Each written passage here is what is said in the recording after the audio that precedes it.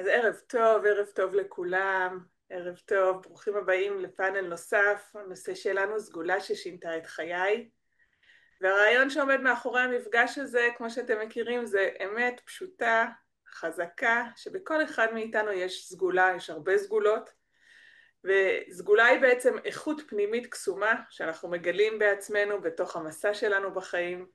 הם קיימים בתוכנו, רק שבשביל שיהפכו לכוח, וכוח מאוד חזק, אנחנו צריכים להיזכר בהם, להשתמש בהם בדיוק ברגעים החשובים, כשאנחנו צריכים משהו קצת אחר, מעבר לרגיל. ובכל פאנל אנחנו פוגשים 3 אנשים שמביאים איתם איזושהי סגולה שהפכה להיות איזשהו עוגן בחיים. אני אפילו מרשה לעצמי להגיד עם האנשים שאני מכירה פה היום, ממש חלק מהחיים ומהם עצמם. יש איתנו 3 משתתפים נפלאים, דרורית, שי, הדר.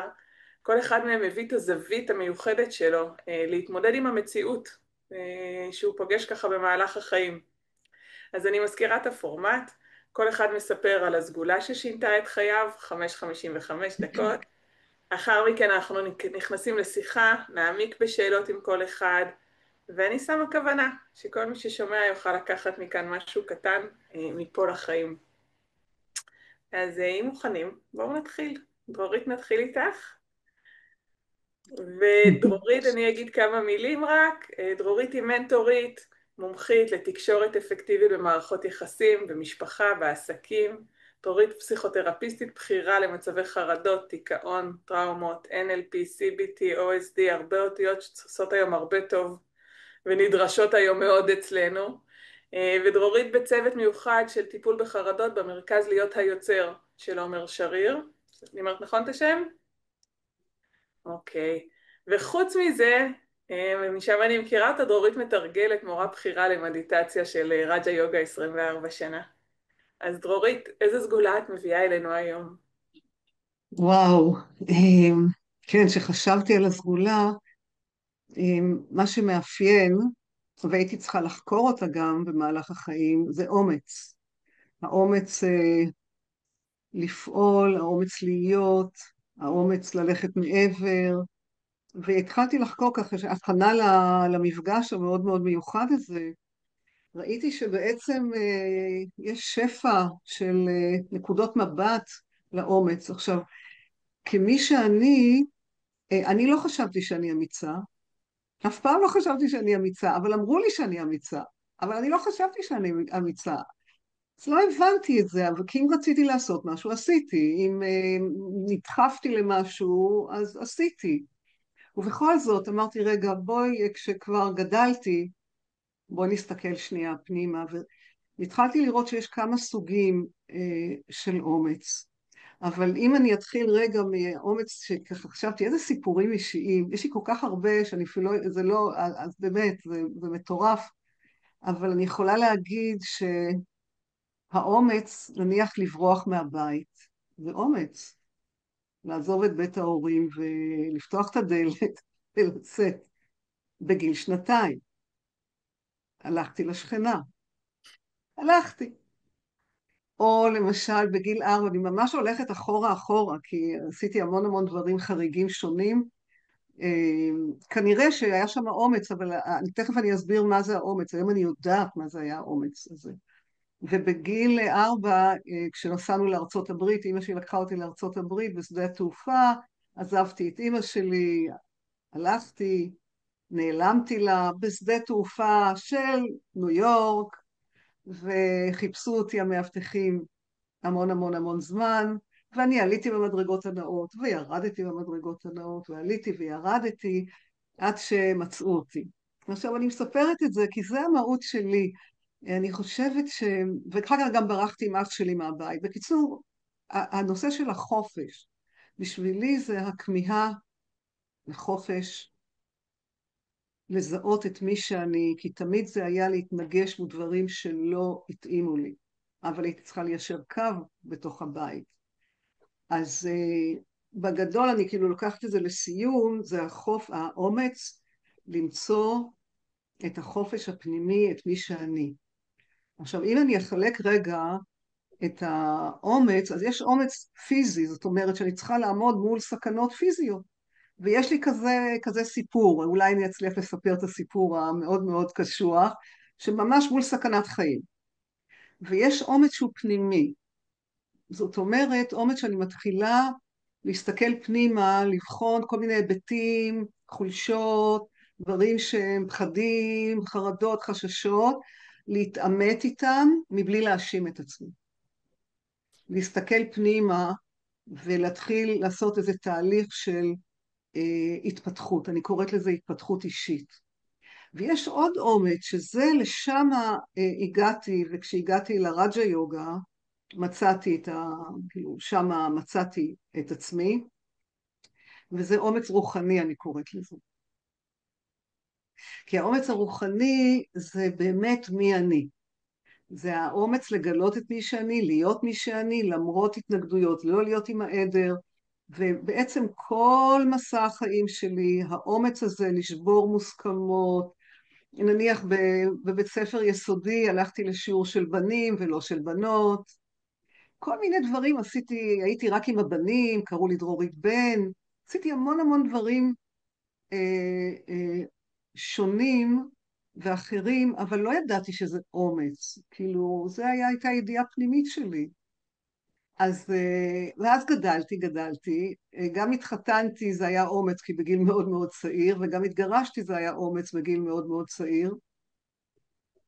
אז כל החיים זה היה, אבל תחת, היום אני יודעת שלמצוא את האור, את מי שאני, את האור, מה שלא ידעתי אז. אז עשיתי המון המון המון דברים כדי להיות חופשייה. השם שלי דרורית, נולדתי ביום העצמאות. מה יותר מאשר דרורית מחפשת את החופש הבלתי מושג הזה? אז בעצם נלחמתי לחופש, אם לברוח מהבית זה להילחם לחופש. גם כשהתחתנתי אני די ברחתי מהבית וכולי. אז ברבות הימים, ואז ילדתי בן מדהים מדהים מדהים, וגידלתי אותו לבד, וזה דורש אומץ. ואני למדתי וזה דורש אומץ ביחד לגדל איתו. אבל האומץ עוד דבר זה להיכנס לחוסר ודאות. זאת אומרת, אני מצאתי את עצמי שאני יכולה לעזוב עבודה מסוימת מבלי שתהיה לי עבודה אחרת, ולסמוך. כלומר, הייתה תקופה שהייתי מנהלת שיווק בתחום מזון, ואני עזבתי מכל מיני סיבות. לא ידעתי לאן אני הולכת, אבל זה שינה את החיים שלי. כי משם הפכתי לקואוצ'רית, וכי למדתי קואוצ'ינג, אבל קיבלו אותי לחברה של קואוצ'ינג, ושם נכנסתי, והיה שיפט מאוד מאוד גדול ממנהלת שיווק לקואוצ'ריות, ושם התחיל שינוי הקריירה שלי. אבל הייתי בתוך חוסר ודאות שלא ידעתי איפה אני, מי אני. זהו? כן, ואמרה דרורית שפחדה, ששאלה, לא פחדה, ששאלה אם יהיה זמן לדבר 5 עד 55 ומה יקרה אם יהיה לה פחות, ואני מכירה את הסיפורים שלך, עוד לא שמענו קצה קצהו. אז רגע, מזל, אני לא ראיתי את השעון. לא, אין, לא, לא לא, היה שעון. הכל טוב, אז מזל שיש לנו 10 דקות של העמקה אחר כך ואנחנו נמשיך. לא נגענו ואני, בקצה, סליחה. לא נגענו עוד בקצה, הכל בסדר, את באומץ את המשכת קדימה, ואני רק מקווה שאימא שלך גם פיתחה את האומץ במהלך החיים שלה, כי אני התחלתי פה לראות תוך כדי שדיברת. אימא שלי חד משמעית הייתה, טוב, לא ניכנס, אני לא רוצה לקחת את הזמן, אבל היא אנחנו, הייתה, כן, חד משמעית. אז אנחנו נמשיך, והסיפור שלך ממש נגע, גם דיברת על ידיעה פנימית והסכמה ושינוי, ונראה לי שי שזה גם מאוד מתחבר, מאוד ככה יוצא באיזשהו רצף נורא נחמד לסיפור שלך. אז אנחנו נעבור, ואני אגיד גילוי נאות, אצל שי זכיתי ללמוד את הוראת היוגה, והרבה מהתפיסות שלי לגבי המסע הרוחני שלי בחיים התבססו לשמחתי הרבה מאוד, אצלך, לא יודעת אם אתה יודע את זה, אבל אצלך לא אני יודע, לכבוד הוא לי. מצטטת. אז שי הוא תלמיד, מורה של פארם יוגה מהודו, והוא הוכשר תחת כנפו של סואמי קדרנט, אני מקווה שאני אומרת, קדרנט. איך? קדרנט. קדרנט, ידעתי שאני אסתבך עם זה. שי חוקר של ההכרה האנושית, מחפש דרך לחופש, לאמת, והוא מלמד באמת את קורסי המורים של פארם יוגה בישראל, הוא מעביר ריטריטים, סדנאות, מרכז קסום של ימה שהוא הקים ביבניאל, מרכז ריטריטים והקורסים שלו. ושי, אליך, ספר לנו מה הסגולה שלך. קודם כל תודה רבה לתמר, יעל וכל העוסקות בנושא. כיף להתארח כאן. אז כשתמר הזמינה אותי, היא לא יודעת את זה, אבל היה לי איזה סימן שאלה, כאילו, בתור תלמיד למסורת היוגה, אני לא כל כך אמור לדבר על עצמי. זה לא משהו שאנחנו עושים. פשוט כי ביוגה לא כל כך רואים טעם להתעסק במשהו שאנחנו בכלל מנסים למוסס באיזשהו אופן. ואז שאלתי את עצמי, אוקיי, מה אני אעשה? איזה סגולה אני אביא? מה אני יכול לנכס לעצמי באיזשהו אופן? ואז עלתה לנו המילה אחרי דיון קצר, הסכמה רב-ממדית. ומתוך הסיפור תבינו אולי מה זה אומר. באיזשהו מובן המסע של היוגה, אם דיברנו על האני, אז אפשר להגיד שהוא קצת בא לעזור לנו לפנות את עצמנו מכל מה שאנחנו יודעים על עצמנו, כדי שמי שאנחנו באמת יזרח קדימה ויופיע, ומי שאנחנו באמת זה תמיד הרבה יותר גדול ממה שבכלל אפשר להגיד במילים. אז, אז במסע האישי שלי, ואני מניח שזה גם המסע של כל אחד מאיתנו, יש רגעים שבהם המציאות, אפשר להגיד הבריאה או איך שלא נקרא לזה, היא מדברת מעצמה. ואם אנחנו מסכימים לעצור ובאמת להקשיב, החיים מתחילים לחשוף את עצמם. הרבה פעמים אנשים מדברים על ייעוד ואיך לגלות את הייעוד ואת מי שאני וכזה, ויש מלא סדנאות וספרים על העניין וככה. ובחוויה שלי, מה שמצאתי, וגם אני חושב שמה שהמורים שלי מלמדים, זה לא מה שאתה צריך לחפש, מה שאני צריך לחפש, אלא להפך, דווקא לפנות את מה שאני יודע, את מה שאני חושב על עצמי, על העולם, על איך דברים מתנהלים. ואז יש סיכוי שכשאני מספיק מפנה את עצמי, משהו באמת מתגלה. אז אני אספר קצת מהסיפור האישי שלי על איך פגשתי את בבא קדרנט, סוואמי קדרנט, שבאמת היה סיפור של סוג של הסכמה שכזאת. ובאמת אולי זה הסיפור, אני חושב ששינה את חיי בצורה הכי דרסטית. המפגש עם האדם הזה בהחלט אה, שינה את האופי שלי. אז, אז הכל התחיל בהודו, לפני בערך 17 שנה. אני ומי שהייתה זוגתי, היום אשתי, יצאנו למסע כזה בהודו, כמו שהרבה צעירים עושים, של פשוט תרמיל, כרטיס בכיוון אחד, והרבה רצון טוב עם מעט כסף. אה, והסתובבנו לנו כזה בין מקום למקום, ואיכשהו הגענו לאיזה ריטריט, סדנה, והסדנה נגמרה, ושאלנו את עצמנו, אוקיי, לאן הלאה? ואז אמרנו, טוב, מה המקום הכי קרוב שיש? התחלנו לשאול אנשים בסדנה, איפה הם היו, מה הם עשו, ואמרו, לכו לאומקרשוור. אמרתי, אומקרשוור, קיבלתי את העצה הזאת עוד לפני 5 שנים כשהייתי בהודו. יאללה, הסכמתי לקריאה. אה, לקחנו רכבת של 24 שעות, זה המקום הקרוב, כן? 24 שעות. היינו מותשים, גמורים. הגענו למקום פסיכי, אי שנמצא בין שתי נהרות, משהו, סצנה שלא רואים כמעט בעולם. והיה שם גסטהאוס אחד. הגענו לגסטהאוס. ביקשנו מקום ללילה. אמרו לנו, מצטערים, אנחנו הגסטהאוס היחידי ואין מקום. מה עושים? מה עושים כשאין מקום בגסטהאוס על אי בודד באמצע nowhere, כשאתה במרחק 24 שעות מהמקום הקרוב? זה מה ששאלתי את האיש. והוא בא ואומר, תקשיב, יש פה איזה אשרם, כמה צעדים מפה, איזה חצי שעה הליכה. תלך, ואולי ייתנו לך שם לישון. ואני אקדים ואספר, היה לי אז רסטות כאלה ארוכות, כמו שכיאה למטייל בהודו וזקן מאוד ארוך, כיאה למטייל בהודו.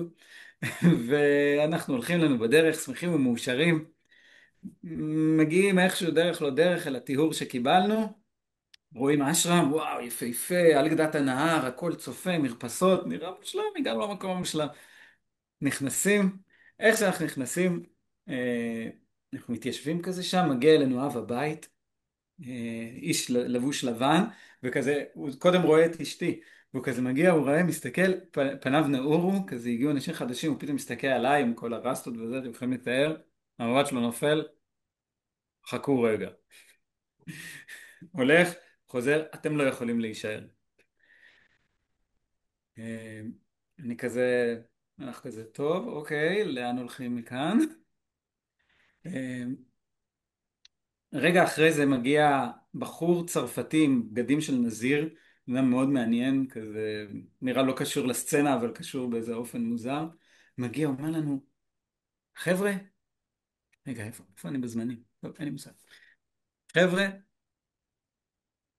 אה, סליחה, מגיע בחור הקנדי הזה, מסתכל עלינו, על שנינו, כן, בואו אני אקח אתכם לאב הבית, לראש המנזר כאן. הוא מוריד אותנו במלא מדרגות לתוך האשרם, אנחנו מגיעים לבן אדם בגובה 2 מטר עם עיניים בשמש כאלה, והוא מסתכל עלינו ככה, מסתכל שנינו בעיניים, והוא אומר, אתם שמים מוזיקה חזקה? אני אומר לו, לא. אתם מעשנים? לא." הוא אומר, אוקיי, אתם יכולים להישאר כמה לילות." נשארנו כמה לילות. בזמן אה, שאנחנו שם, דברים מתחילים לקרות גם לי וגם לאשתי. אנחנו מתחילים לראות כל מיני דברים מוזרים בחלומות, להרגיש כל מיני הרגשות מוזרות, דברים מוזרים קורים. בנוסף לזה היה לי קינים, גם קורה בהודו. אז קצצתי את כל השיער שלי וזרקתי אותו לנהר. וברגע שקצצתי את השיער וזרקתי לנהר, אה, מגיע מישהו שם באשרם שאומר, תקשיבו, יש פה איזה מורה מואר שקשור לאשרם, אני נוסע לפגוש אותו. אתה בא איתי? אמרתי לו, אוקיי. עלינו על הג'יפ, נסיעה ממש קדחתנית, לא יודע אם אתם יודעים את זה בהודו, הם נוסעים כמו משוגעים על מצוקים, אני לא יודע למה הם עושים את זה.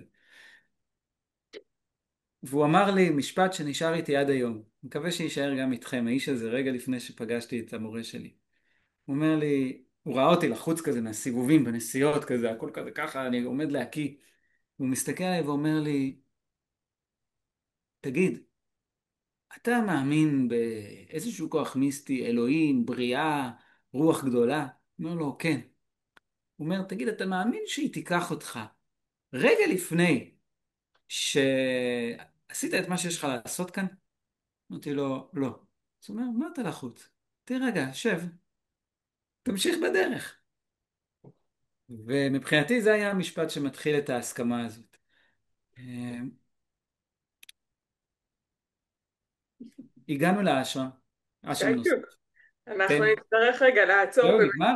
במתח של עכשיו, כן? אני ממש לא... וואו, איזה היה לי מתח קשה, אז השארתי לכם. לפחות חיכיתי לשמוע ככה את המשפט, אנחנו במתח גם לשמוע את ההמשך.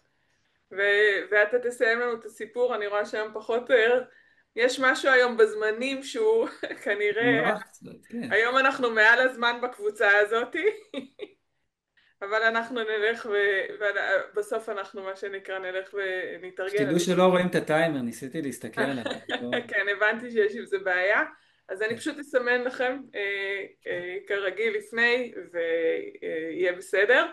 וחוץ מזה שכמו שאנחנו יודעים הזמן הוא עוד גורם, גם בו אנחנו כנראה לא נאחזים, וזה נותן לי את האופציה לנהל את העניינים. אז תודה רבה בינתיים, היה מרתק ובאמת השארת אותנו כרגע באמת עכשיו על הסיבובים קחו למה לדעת. הוא על הגיע? הסיבובים היה את הפאנץ', היה פאנץ'. היה בדיוק, פאנץ' על כלשהו. הסיבובים הגענו בהודו הגענו להקשבה ולהסכמה הרב-ממדית ועכשיו נשאר לנו לשאול עליה הרבה שאלות. אז אנחנו נעמיק בהם אחר כך, ואנחנו מפה ממשיכים ישר להדר. היי הדר. שלום. והדר היא אשתו של חגי, היא בוגרת תואר ראשון בקידום נוער ותואר שני בניהול מערכות חינוך. הדר עובדת עם בני נוער, במיוחד עם בני נוער בסיכון, מרצה, מנחה, מלווה בכל מה שקשור לגיל ההתבגרות והתנהגויות הסיכון של נוער. והדר באה לדבר איתנו על תכונה שמרגישה לי הכי הפוכה מהמתבגרים אצלי בבית ומבני הנוער, אבל אולי מה שנקרא תפקחי לנו פה את העיניים קצת. אז בואי ספרי לנו. אז שלום, איזה כיף להיות. אני באתי לדבר על סגולת ראיית הטוב, ואני חושבת, תמר, שבדיוק בשביל זה צריך את ראיית הטוב. כי גיל ההתבגרות, רגע אני אעשה long short story ואני אגיד שגיל ההתבגרות זה גיל שהוא מרגיז. זה גיל שמאמת את כולנו עם גיל ההתבגרות שלנו באיזשהו מובן, וזה גיל שנועד ככה לחקור ולגלות ולמרוד וכולכם דיברתם פה על הראייה הפנימית הזאת שמגיעה כבר בגיל מאוד בוגר, זאת אומרת המקום לחפש מי אני ומה אני, ובגיל ההתבגרות הדבר הכי טבעי בעולם זה לקחת סיכון ולהתנסות. ולנו לעולם המבוגרים תמיד הילדים אומרים לי אבל הדר מה לנו זה צחוקים, זאת אומרת נכון השטויות שלכם והזה שלכם הצחוקים בשבילנו זה כבר התנהגויות סיכון, והמקום הוא באמת לנווט את זה, והסוד בעיניי של כל הדבר הזה זה לעשות את זה עם מלא מלא מלא ראיית הטוב. ורגע שנייה אני אקח טיפה אחורה ואני אגיד שאני הגעתי ככה לתפקיד, או שהתפקיד הגיע אליי, אני לא יודעת מה בא קודם, בגיל מאוד צעיר. ככה מגיל מאוד צעיר הבנתי שזה מה שאני אוהבת לעשות, וזה לעבוד עם ילדים ועם בני אדם בכללי בכל הגילאים. ויצאתי בגיל באמת, אני מדברת פה על גילאים של 10, 8, לא יודעת, גילאים שאני זוכרת את עצמי, יש שיעידו אגב את הסיפור, אבל אני ממש זוכרת את עצמי רגע יוצאת מנקודת הנחה שכולנו לא עושים את הדברים ממקום רע, וכולנו פועלים באמת מנקודת בסיס מאוד טובה, שבכולנו יש את הטוב הזה והוא קיים בכולנו, והרבה פעמים אנחנו נראה התנהגות, הרבה פעמים אנחנו נראה את המלבוש הזה שיש לכולנו, את המסכות שאנחנו שמים, והרבה פעמים מה שעושה לנו תפנית בחיים זה דווקא אדם אחד שאומר אני רואה את הטוב בך, אני רואה את הטוב בך, ואיזה כיף ואיזה הזדמנות יש. וככה עם החיים חשבתי שאני אצא מעולמות החינוך, והתגייסתי לצבא והייתי, אני אספר שעוד לפני עשיתי שנת שירות, וההורים שלי אמרו לי הדר למה לך? הורים מדהימים ראוי לציין, אני מאחלת לעצמי ביום של להיות לפחות כמוהם, אבל אני אגיד שכאילו אמרו לי למה להתעסק בכל הקושי והאתגר שהצבא פותח לך עולמות תוכן ואיזה כיף. ואני התעקשתי ממש, וככה כנגד כל הסיכויים הלכתי לשנת שירות, ובשנת שירות שעבדתי שם עם בני נוער פתאום האמת נגלתה לי לנגד עיניי שזה הגיל הקריטי, זאת אומרת רובנו מתחילים את העיצוב שלנו המודע בכל אופן בגיל ההתבגרות, וככה לראות את הילדים בבני נוער בשכונות שהן דווקא שכונות קצה ולאו דווקא בשכונה הרגילה, פתאום גרם לי לראות את העולם בראייה טובה יותר, ובאמת הזדמנות אמיתית להאמין שכל מה שאדם צריך זה הקשבה טובה וראייה וקצת ניווט קל, כל אחד צריך איזה מבוגר משמעותי אחד. וככה התגייסתי לצבא והגעתי למג"ל, ותמיד איכשהו הגעתי, מג"ל זה מפקדי טירונים, ותמיד הגעתי לקצה של הקצה, עד היום אגב, עד לא מזמן אני אהיה כנה ואני אגיד, 7 באוקטובר אפילו, שירתתי עם נהגי משאיות, הייתי קצינה שלהם, וככה לאורך כל הזמן לעבוד עם נהגי משאיות שהם כבר מבוגרים במילואים, אני מוצאת שזה בדיוק אותו דבר כמו לעבוד עם בני נוער, כי זה בדיוק המקום שבו אני חוזר אחורה בזמן ואני מורד וכן בא לי ולא בא לי, וכל מה שצריך זה אדם אחד שיחייך ויגיד אוקיי, אז מה עכשיו? אז מעבר לכל ההתנהגות ולכל המסכה אני מאמינה שיש בך טוב, עכשיו בוא נראה אותו, עכשיו בוא נדע לטייל אותו למקום חיובי יותר וכיף. וככה עם החיים התגלגלתי עוד והגעתי ללימודים ותואר ראשון וקידום נוער ותואר שני, ושם גם הכרתי את בעלי שיחיה, ואני חושבת שרגע כל הזום הזה בכלל נותן לי הזדמנות לזרוק אור על הגיל הזה, כי זה גיל שהוא נורא מאתגר, והוא מאתגר את כולנו והוא מבלבל את כולנו, צוותים והורים, ובטח במציאות של היום צריך להגיד את זה, כולנו מותשים נפשית, רוחנית, רגשית, ובאמת כולנו כל הזמן עובדים, לא כולנו, אבל מי שכן בוחר עושה עבודה רוחנית מאוד טובה וככה מצליח להחזיק את הדבר הזה, אבל זה נורא מאתגר, והמציאות נורא מאתגרת.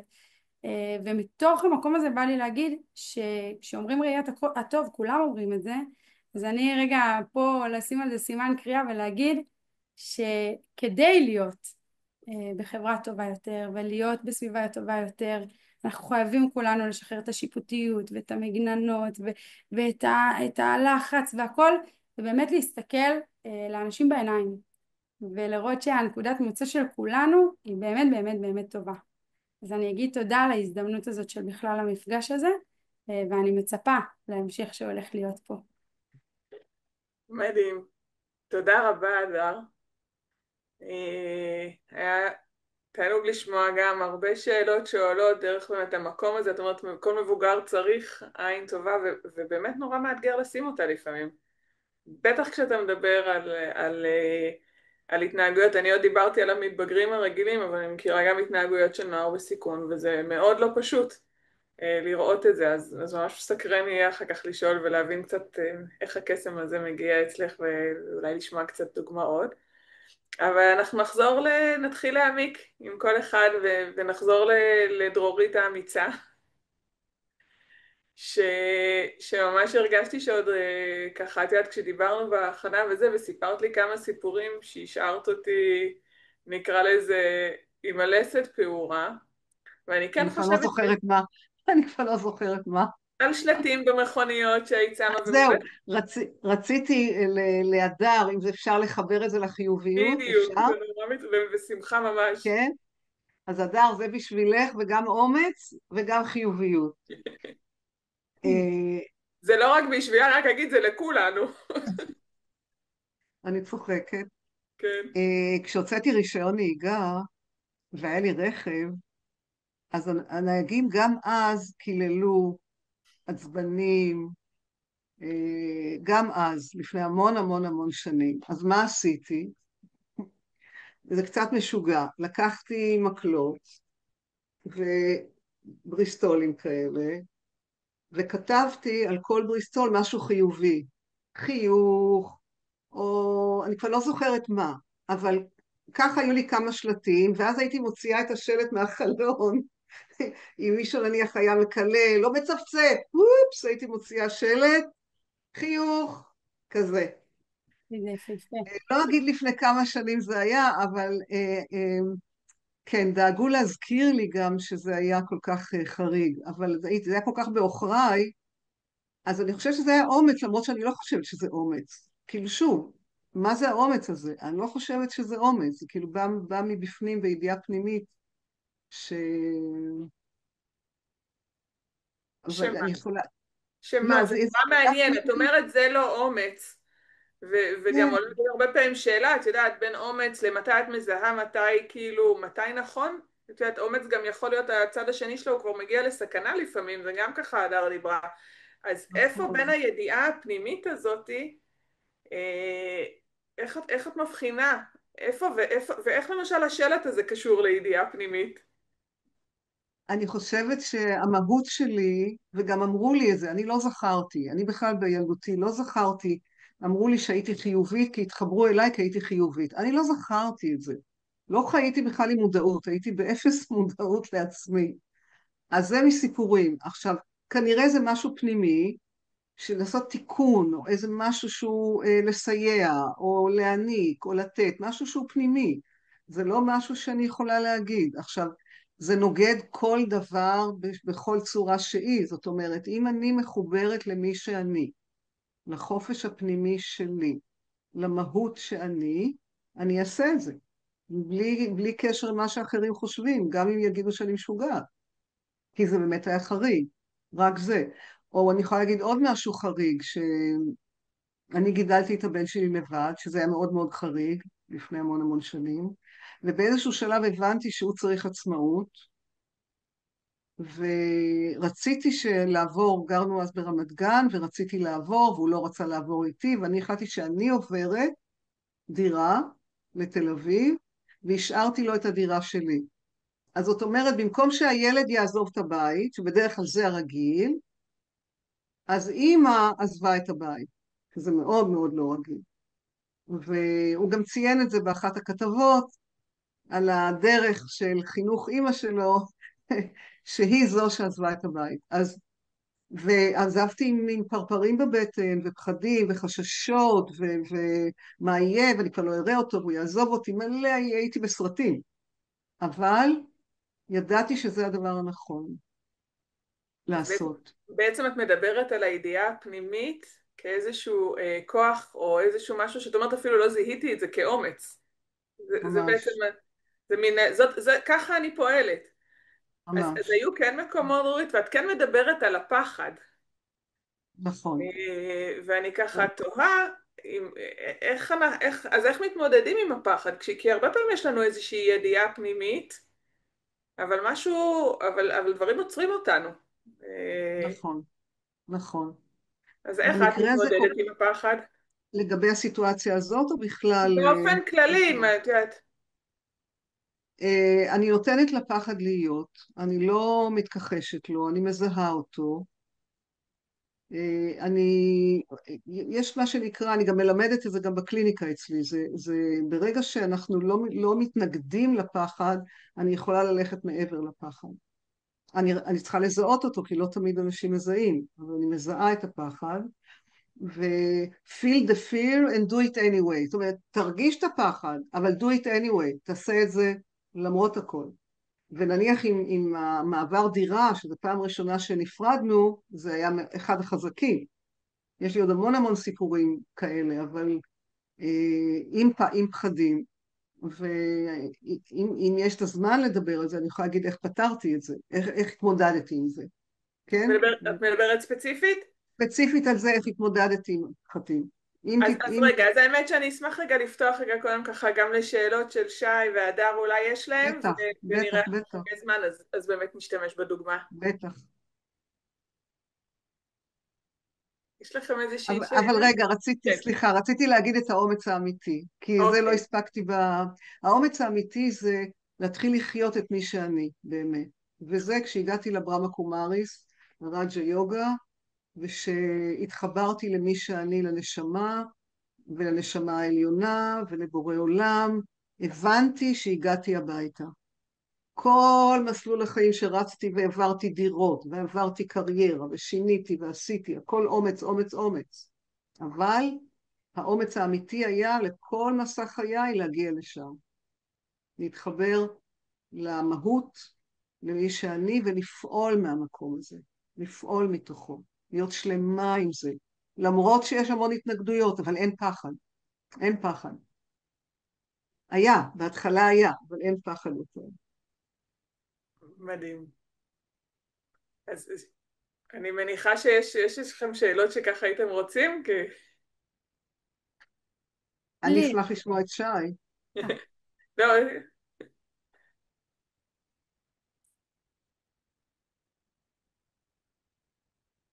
לי יש שאלה. אני כן. חושבת שזו שאלה שאולי גם תעזור לי, לא רק לי, לכל המעגלים. זה נורא קשה, במיוחד במציאות שלנו היום, לקבל החלטה וללכת עליה עד הסוף. בין אם שינוי אורח חיים, או שינוי אג'נדה, או להיות נגד הדרך המקובלת. ואני חושבת שזה אמיץ בפני עצמו, רגע לעשות את זה. אז אולי זה לא רק שאלה, אולי אני אשמח לקבל איזה טיפ, או איזה כלי, ל- לאיך אפשר באמת לנתק את הקולות האלה, כי דרורית, גם את וגם אני נולדנו בעידן אחר, ואני מכניסה אותי ואותך תחת אותה קטגוריה, כי אני בת 30 ואת בת 33, סתם אני צוחקת, בטח. אבל שתינו נולדנו בלי טלפון, וההשוואה אצלנו היא הייתה השוואה אחרת, ואני עובדת היום, ואפרופו בני נוער, אני עובדת עם כל בני הנוער, ובאמת איך עושים מעשה כזה אמיץ? איך הולכים נגד הזרם? זאת השאלה שלי.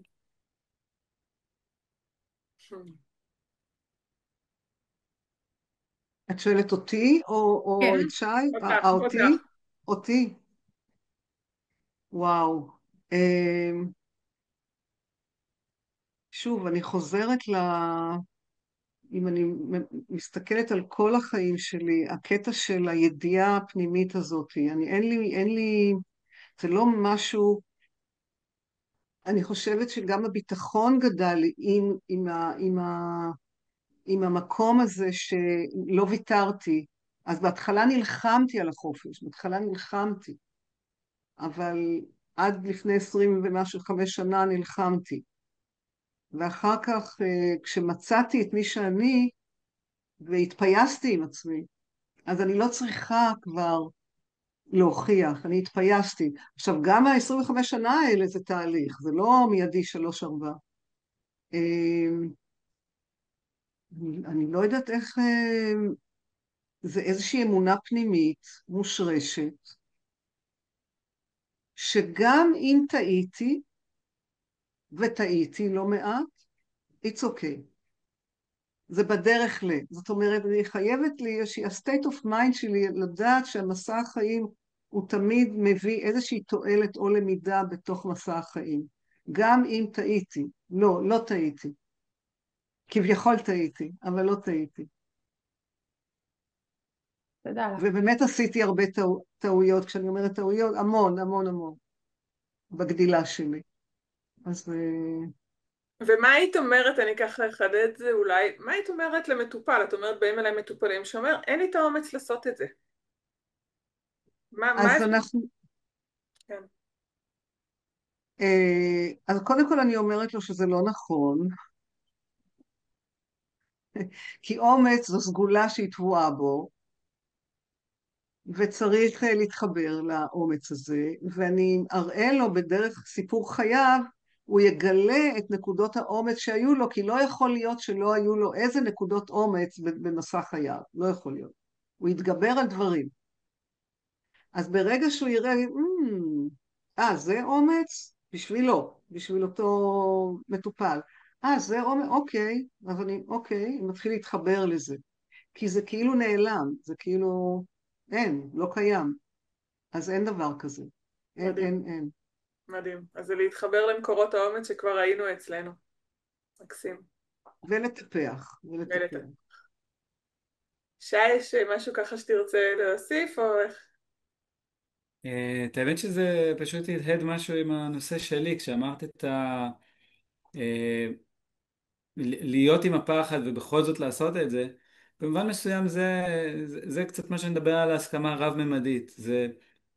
אני מסכים למה שקורה בפנים, ואני גם מסכים למה שקורה בחוץ, ואז אין שם חיכוך. כי החיכוך נולד כשמשהו קורה בחוץ ומשהו אחר קורה בפנים. אבל כשיש הסכמה גם לפחד וגם לעשייה, נוצר כאן משהו רב-ממדי. ואז מקסים. האני האמיתי שלנו באמת זורח. וואו, מקסים. אז איזה תודה יופי. שהבאת את וואי, זה. יש לנו מלא חיבורים פה. ממש, זה פשוט מדהים כן, נורא יפה. איך הכל שזור פה. אז שי, בוא תספר לנו, בוא נמשיך קצת ונעמיק סיימת במילה הסכמה רב-ממדית, השארת את כולנו עם השאלה, ובאמת איך זה יתחבר אחר כך באמת למציאת הייעוד. אמ, אז טוב, I'll make a long story short, בסוף הגעתי למורה שלי אחרי כל המסע הזה, וזה היה באמת מין שורה של הסכמות כאלה. לדוגמה, אני יכול לתת את הדוגמה, הפעם היה, כמו שאמרת, אני מורה ליוגה, מכשיר מורים ליוגה, זה היה הדבר האחרון שחשבתי שאני אי פעם אעשה. מבחינתי יוגה היה עינוי טוטאלי, למה לעשות את הדברים האלה ועוד לקרוא לעצמך רוחני? להחזיק את הידיים כל כך הרבה זמן למעלה, עינוי טוטאלי. אה, וכאילו בחיים לא חשבתי שאני אעשה את זה. איך זה עכשיו קורה? איך דווקא עכשיו אני מורה ליוגה? אני חושב שזה מאוד תלוי בדיוק בזה, ביכולת שלנו להקשיב למה שקורה. אה, לעצור ולהניח בצד קולות, בין אם הם של פחד או בין אם הם של ידיעה כלשהי, ופשוט להקשיב. אה, כן. יכול לתת דוגמה, כי אני מרגישה שאני מקשיבה, ולא תמיד ההקשבה הזאת, כאילו איך ההקשבה הזאת בסוף מובילה לנו את הדרך, כי אתה מדבר על הקשבה מאוד עדינה, אני מכירה אותך, זה הקשבה מאוד עדינה לחיים, או כן. למשהו המאוד עמוק ושקט שיש בתנועה של החיים. אז אולי איזושהי דוגמה או משהו ככה שאנשים יבינו גם. אה, אפשר להגיד שהחיים פשוט מתרחשים. לדוגמה, פעם אחת הייתה לנו סדנה, שאתם יכולים לדמיין לעצמכם סדנה, מתחילה, מלא אנשים באים, מתיישבים, טו, אני בא להגיד את המילה הראשונה, איך שאני אומר את השלום הראשון, בום, כל התפאורה של האולם נופלת. באותו רגע על האנשים, כזה נהיה שם כאוס טוטלי, בשנייה אחת כזה, טרוש. אה, ואני זוכר את עצמי יושב שם, והמילה הראשונה שעלתה לי כזה באה מהפה היה, אוקיי, זה מה שקורה עכשיו. ו... טה, סידרנו את העניינים, וכזה באתי להמשיך בסדנה, ואנשים אמרו, כאילו רגע לפני שבאנו להמשיך, אמרו, קיבלנו את מה שרצינו, זה מה שבאנו, רק לשמוע אותך אומר, אוקיי, זה מה שקורה עכשיו. אה, ברגע כל כך כאוטי, ברגע שהשקעת בו כל כך הרבה, זה מה שקורה עכשיו. אה, ואני חושב שזה די מסכם את הלימוד היוגי. מה קורה אם אני שומט את מה שאני חושב על המציאות, כן? יוגה אומרת שהסיבה לכל סבל שהוא, לא משנה מה הוא יהיה, זה לא, לא משנה, זה לא שום דבר אחר, לא אלימות ולא שנאה, אלא הסיבה לסבל זה ידע שהוא מעוות, ידע שהתעוות. דוגמה לידע מעוות, אני לא מספיק טוב. כן, אף תינוק לא נולד מהרחם ואומר, אני לא מספיק טוב, אני לא מספיק טובה. לא, זה משהו שאנחנו לומדים ככל שאנחנו אוספים את חוויות החיים שלנו. אה, ו, ברגעי מפתח, ברגעי מפתח הקולות האלה מגיעים ומתחילים לנהל אותנו. מה קורה אם אני מסכים באמת להקשיב לעומק לקול הזה, אה, בלי לשפוט אותו, בלי לשפוט את ההורים שלי, בלי לשפוט את החברה שאולי אחראית לקיומו, בלי לשפוט את עצמי, בלי לשפוט שום דבר, ופשוט להיות, להסכים לחלוטין עם איך שהקול הזה נראה, מרגיש, נחווה, וגם עם מה שמופיע במציאות מולי בעקבות הקול הזה. הרבה פעמים מה שיקרה זה שיגיע רגע של קטסטרופה, ואם אנחנו מסכימים להיות עם הקטסטרופה הפנימית הזאת, אה, אני קורא לזה להסיר את המכסה. כאילו אם נסיר את המכסה מעל הסיר, נוכל לראות מה מתבשל שם בפנים באמת. אה, ומה שיש שם בפנים באמת הוא הרבה פעמים לא הקול הזה, הוא משהו אפילו עמוק יותר. ואז הוא דורש עוד רמה של הסכמה, ועוד רמה של הסכמה. במחזה של חנוך לוין, הלוויה בחורף, אם אתם מכירים, אה, יש איזה קטע שהוא נמצא עם מסכה, ומישהי פוגשת אותו ואומרת לו, תוריד את המסכה, אבל אני נורא נדלקתי ממך, תן לי לראות אותך. ואז הוא מוריד ויש מתחת עוד מסכה. ואז היא אומרת לו, אבל אני רוצה לראות את הפרצוף שלך אמיתי, תוריד. עוד מסכה ועוד מסכה. ואז היא אומרת לו, מה יש מתחת לזה? והוא אומר לה, עוד מסכה ועוד מסכה. ואז היא אומרת לו, אבל מה יש מתחת לכל המסכות? והוא אומר, מה יש מתחת לכל עוד מסכה? והוא אומר לה, עוד שכבה של ייאוש. ו- וואו, והיא אומרת לו, אבל מה יש מתחת לכל המסכות? ואז הוא אומר, מתחת לכל המסכות יש פשוט אור. וואו. Hmm. ואני חושב שזה מה שהסכמה רב-ממדית אומרת. משהו מתרחש במציאות, והוא מוציא מסכה ממני, מכל הלימוד שרכשתי והידע, ואם אני מסכים להקשיב לקולות שבפנים ולהתרחשות של בחוץ, מבלי להגיב, מבלי לקפוץ למסקנות, מבלי לשפוט, משהו מתרחש שהוא שהוא פשוט מאפשר למציאות לחשוף את עצמה.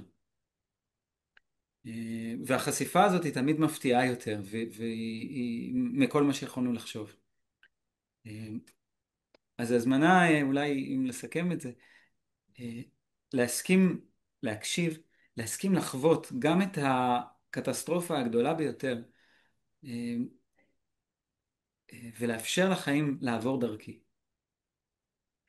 אני חושבת שאהבתי ממש את החיבור בין הסכמה לחשיפה. כי הרבה פעמים כשאנחנו חושפים איזשהו דפוס, כמו שאתה אמרת, לא מספיק, או לא משנה מה, ואנחנו כבר מתחילים להסתכל עליו ולשים עליו את האור, משהו בו כבר בעצמו לפעמים מתחיל להתפוגג. וכשאתה עושה הסכמה רב-ממדית, אז אתה חושף, כמו שאמרת, אז מתחת ללא מספיק יכול להיות שיש עוד משהו, ועוד משהו, ועוד משהו. והמטאפורה הזאת של המסכות היא נורא חזקה. ממש. ותודה עליה. דרורית, אנחנו נבין שלי. הדר, אתם רוצות לשאול עוד משהו? אני חושבת לא, אולי הדר, הדר. לא, תשאלי, אני אהיה אחרייך. תשאלי. לשאול.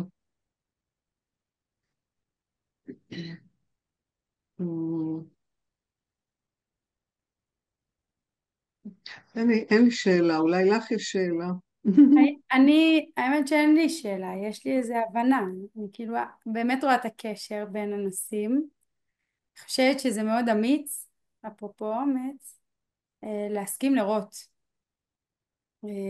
להסכים לשחרר, ולהסכים להתבונן פנימה. וזה מצד אחד נשמע מאוד פשוט, ואני אשאל אותך שוב, שי, אני שואלת שאלות לא, לפעמים לא בשבילי הדרה, כי אני כן עושה תהליכים וכאלה וכאלה, ואני חושבת שזאת הסיבה גם שאולי נפגשנו במודע או לא במודע ככה.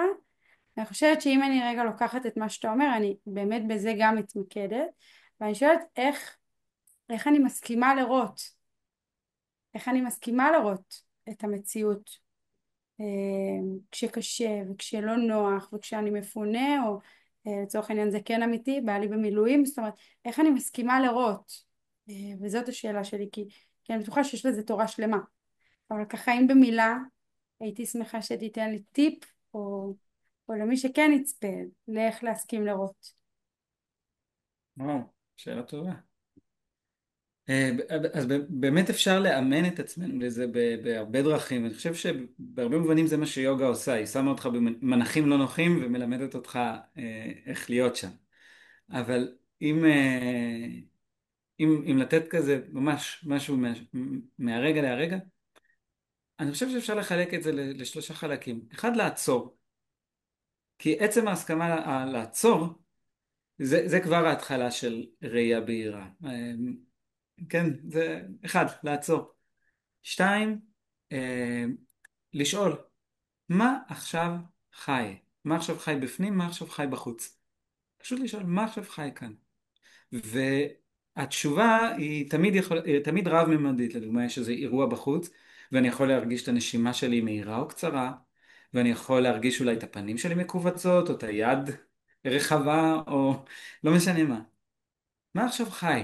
ולשאול את השאלה הזאת, ולהסכים להסתכל על רבדים שונים, גוף, נשימה, רגש. מה עכשיו חי ברמת הרגש? מה עכשיו חי ברמת המחשבה?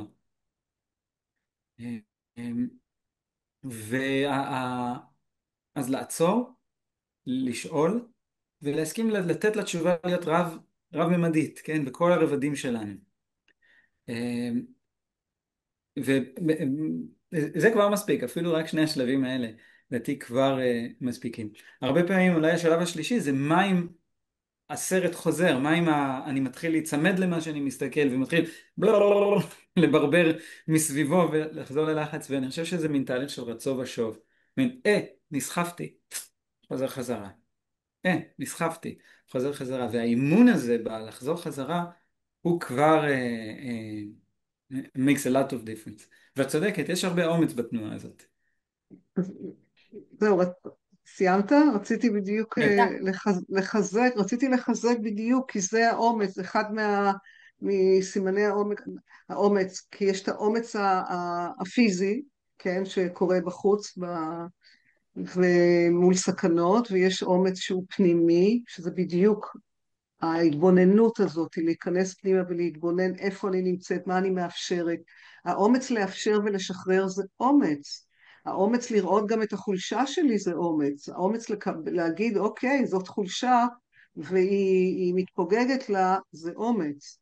והאומץ שאני מתחברת היום, זה האומץ הרוחני הזה, של אומץ של האור, כאילו להתחבר לאור. ומאוד התחברתי למה ששי סיפר על המסכות, מסכות, מסכות, מסכות, להגיע לאור, ומה זה האור הזה שם, וזה האני האותנטי. אז כאילו זה מבחינתי החיבור. ממש, ואני אוסיף על זה ככה, כי ממש הדר שאלת נורא יפה על ההסכמה להסכים. על בדיוק. ההסכמה להסכים, וחלק מהותי בשי שאתה גם מדבר עליו, זה בעצם אני שומעת את האי האחזות הזאת. וגם כשאני אומר משהו, אפרופו אני לא מספיק, או כל אמת אחרת, אפשר לשים על זה סימן שאלה. זאת אומרת, כשאנחנו מתארים את הדברים שקורים במציאות, אפשר אפילו לשאול אותם, האמנם?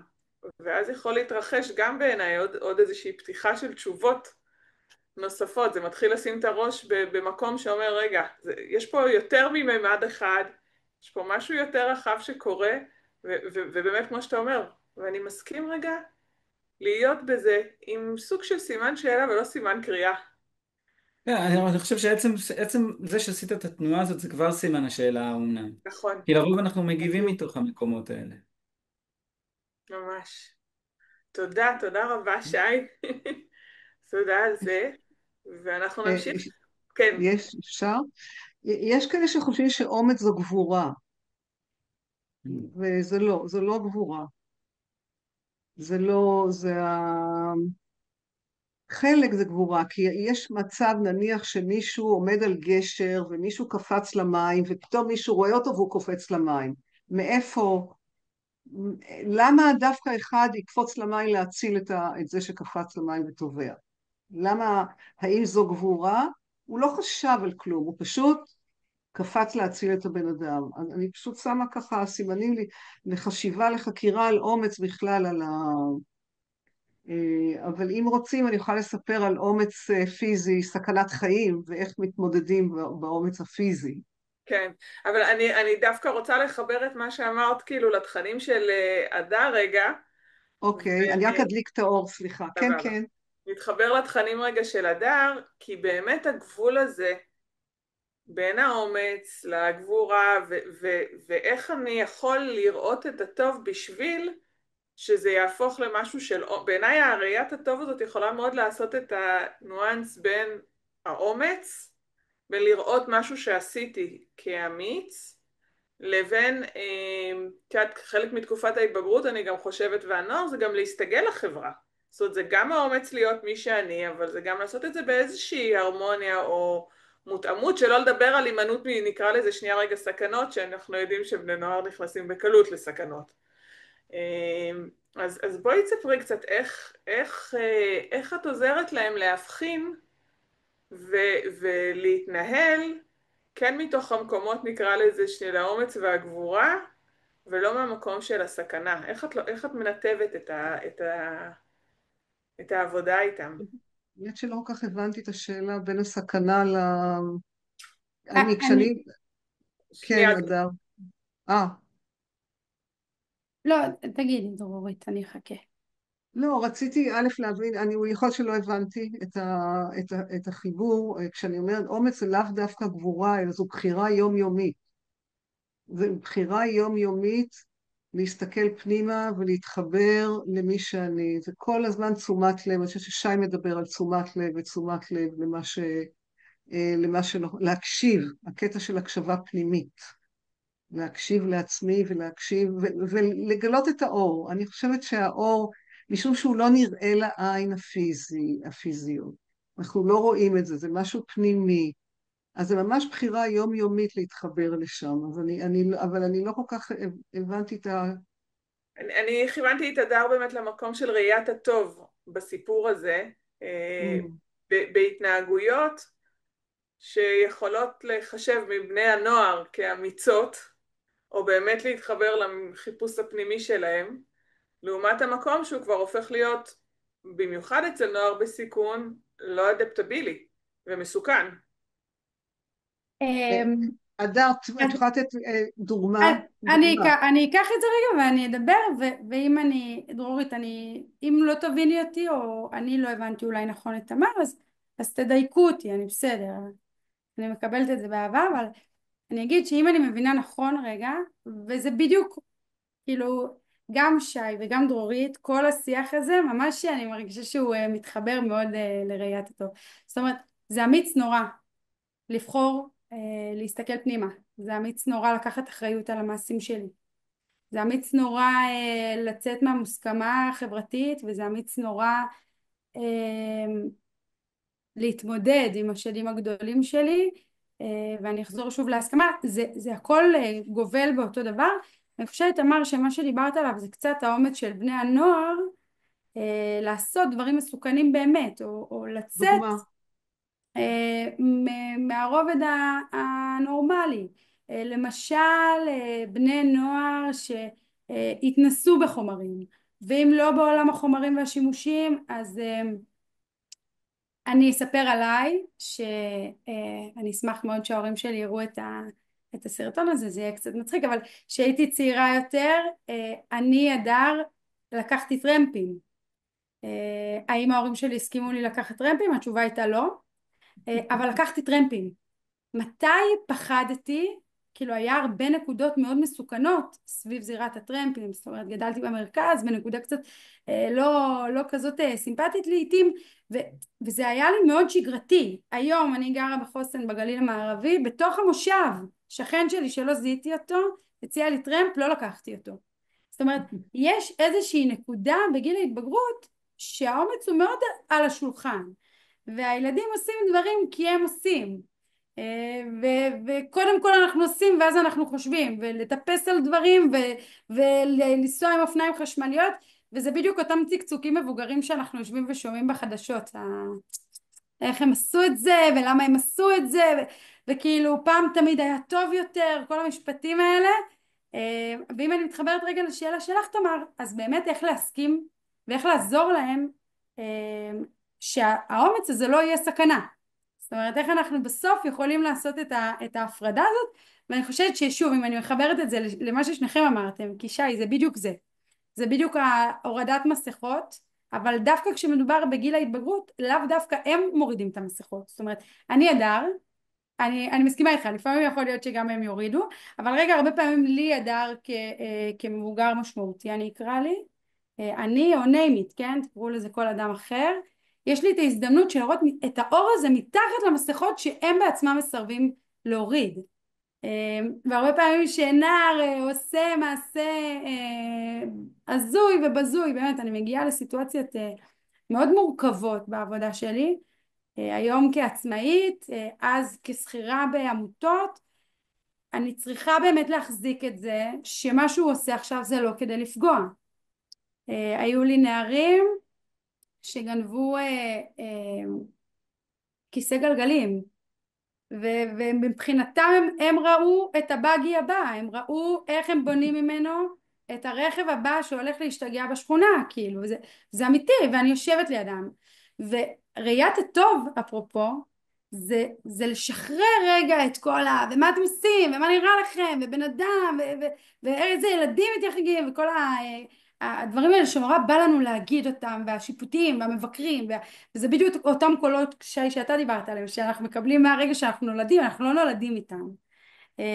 זה כל הקולות החיצוניים האלה שהם בסוף אם אין לי את הסביבה הנכונה אני יכולה להגדיר בהם אותי, אני כזאת ולא אכפתית ואני רעה וכל מיני דברים שאני מנחסת לעצמי.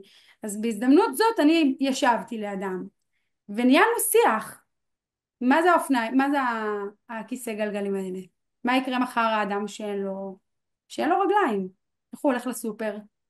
זאת אומרת אם אני יוצאת מתוך נקודת הנחה של בגיל ההתבגרות במיוחד אין את ההבנה של רווח והפסד, כי ביולוגית לא נולדנו ככה, האונה הקדמית של המוח שהיא נועדה להסביר לי שיפוטיות ושיקול דעת היא לא קיימת, היא רק מתחילה להתפתח בגיל ההתבגרות, מסתיימת בסופו, אוקיי? אז כשאנחנו נועדנו בגיל ההתבגרות לעבור את הגבולות האפשריים, פשוט מי ידע שכך יהיה וזה יהיה העולם שלנו, שהוא יהיה רווי לא רק בצוקים ובמים וזה, הוא יהיה רווי בסכנות ממשיות ובטלפונים ובדברים באמת, אני מחזירה את זה שוב, אני אומרת, אני הדר בת ה-30 שנולדה בשנות ה-90, לא האמנתי, מי ידע שכך יהיה? ובאמת יש לנו הזדמנות מאוד טובה לראות את הדבר הזה בעיניים טובות. ואני אגיד שגם כלפיי, גם אני עושה טעויות, וגם אני לפעמים כועסת, וכשאני אומרת לפעמים יוצא לי, אני בן אדם.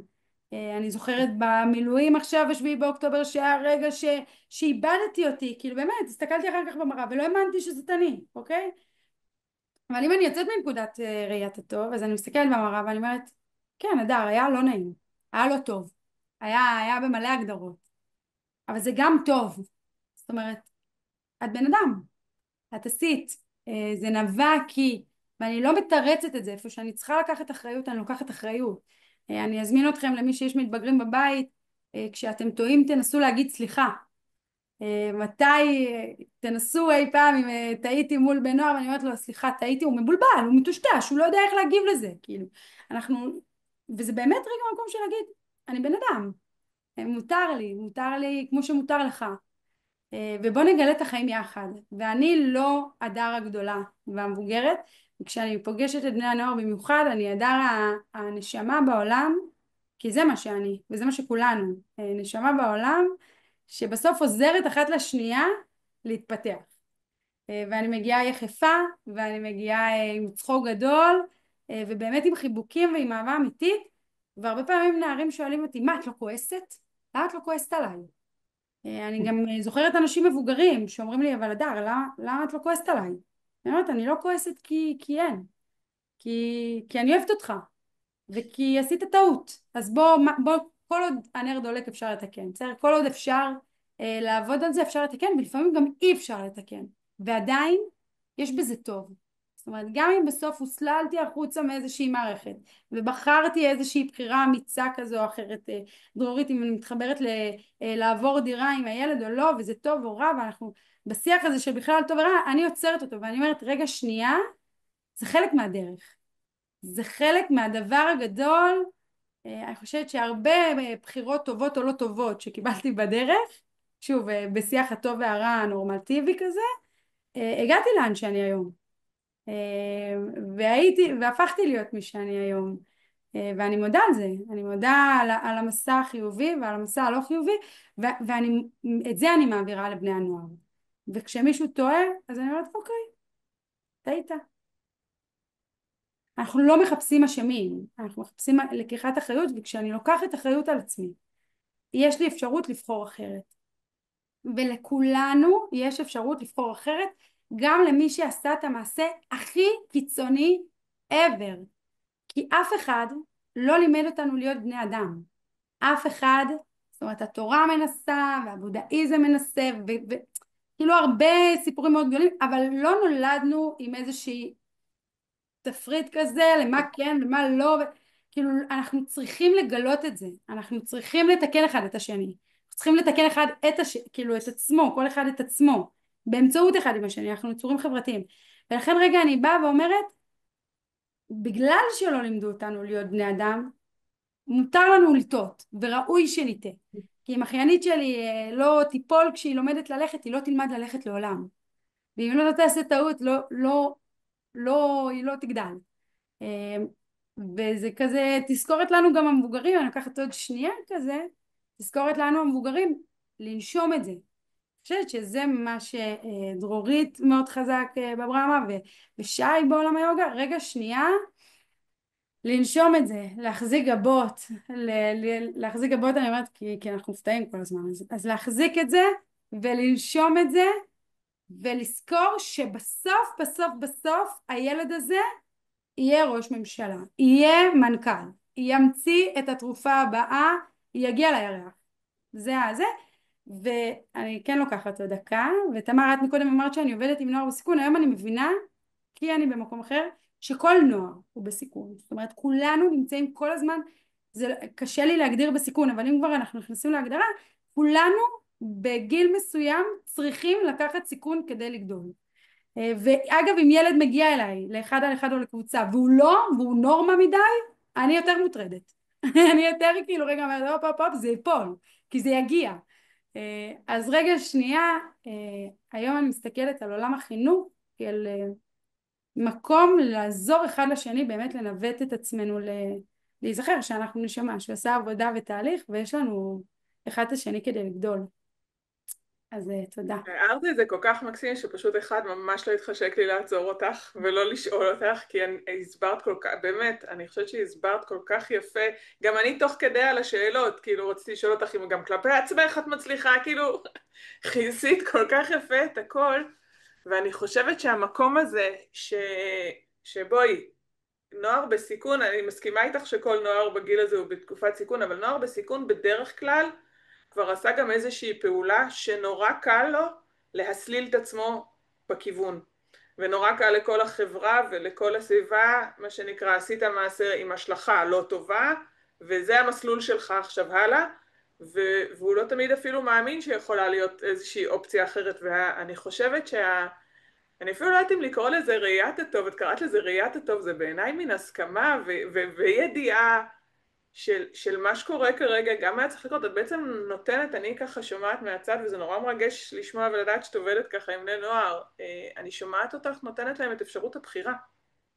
להבין את המעשה, להבין את ההשלכה, אבל גם להודות, לראות איפה כן טעיתי, איפה לא, ומה אני יכול לעשות אחרת, ולראות את זה גם כחלק מהחיים, וזה מקסים. ואני ממש מתבאסת שנגמר לנו הזמן, ואפילו הרשיתי לנו לחרוג קצת, אז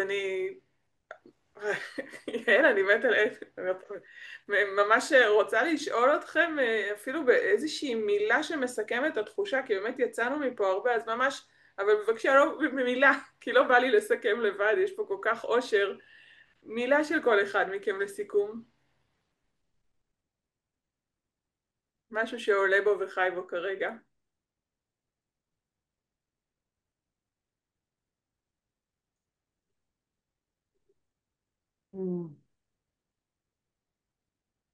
בשביל זו לסכם, כן. צריך להסכים, בשביל אומץ, צריך לאמץ, ובשביל לראות את הטוב, יש אותנו. מדהים, ממש. דרורית, מה רצית לומר? אני אומרת במילה אחת, אם אני יכולה לסכם את זה, את כל המסע הזה של אומץ, ופתאום גם תוך כדי, כשהדר מספרת גם, עלתה לי מחשבה איזה אומץ טיפשי עשיתי, וזה מעשה טיפשי מאומץ, אבל זה לא המקום שגם פתאום זה קפץ לי, אבל אני חושבת שההגשמה, ההגשמה האישית הגשמה. שלנו. אני אגיד שבסוף אנחנו נשמה בגוף, ואנחנו בעולם, זה העולם, וזה עולם טוב אם נבחר לראות בו. אני חושבת שזה בדיוק זה. האומץ להסכים לראות את זה, שאנחנו פשוט בנקודה שהיא טובה. על אף, עם כל, בתוך כל זה, ותודה, אני אגיד שוב, על ההזדמנות הזאת לשיח כזה משמעותי ומרתק. אז אני ממש מסכמת, כי באמת, כמו ששי אמר, התכונה של, או הסגולה של כל אחד מכם כל כך נבעה ממנו היום, כל כך יפה, וגם התחברה פה, זה פשוט מדהים לראות איך כל פעם הפאנל מצטלב. אבל באמת מה ששמענו היום זה מיועד להרחיב את התודעה, להזמין שאלות אפשריות חדשות או נקודת מבט, ואני חושבת שהיום מהפאנל הזה זו הייתה הזדמנות מצוינת, לזכור שיש עוד דרכים לראות את המציאות, לחיות את המציאות, ואני מקווה בשביל כולם, א', תודה רבה לכם, תודה עמוקה, תודה גם כמובן ליעל וצוות 555, ותודה אחת שככה ארגנו לנו את הפלטפורמה והכל, ואני באמת מקווה שכל מי ששמע או ראה, יצא מהמפגש עם איזושהי מחשבה חדשה, אולי עם איזושהי סגולה שלו שהוא נזכר בה ככה פתאום שאפשר ככה לטפח, וכמו שדרורית אמרה קודם, עם האומץ שכן קיים בכל אחד מאיתנו, ראיית הטוב שכן קיימת בכל אחד מאיתנו, וההסכמה, מקום אחד שחווינו את זה, ומשם ללכת ולטפח, וזאת מתנה ענקית. אז תודה רבה, ואנחנו ניפרד בזה. ערב טוב תודה לכולם. רבה רבה. תודה רבה. תודה על הכל, היה תודה. מרתק, ממש. ונעים להכיר, שי והדר, ממש. כן, בהחלט. תודה לכם. ערב טוב שיהיה לכולם. ערב נעים. ביי ביי.